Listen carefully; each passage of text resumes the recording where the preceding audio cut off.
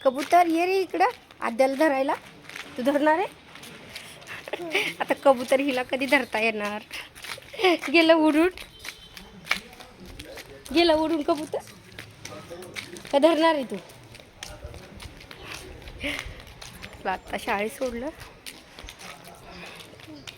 अगोदर यायचं म्हणती नाही म्हणते, यायचं म्हणती नाही म्हणते, कारण की तिची मम्मी पण आवरून बसली, त्यांना बाहेर जायचं असेल. काल पण तसं झालं. नेमकं मी त्याला शाळेत आणायला गेलते आणि त्या पण बाहेर चालल्या होत्या.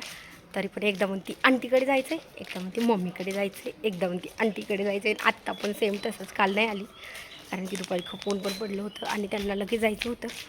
आणि आत्ता पण तसंच, आंटीकडे जायचं आहे, मम्मीकडे जायचं आहे.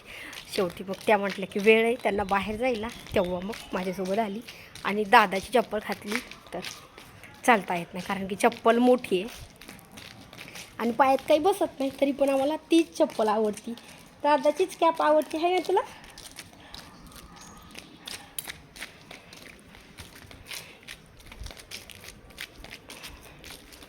थांब एक मिनिट आलं. हाताला धर. आंबाची पिठते. हा धर हाताला धर. कशाचं पिठते.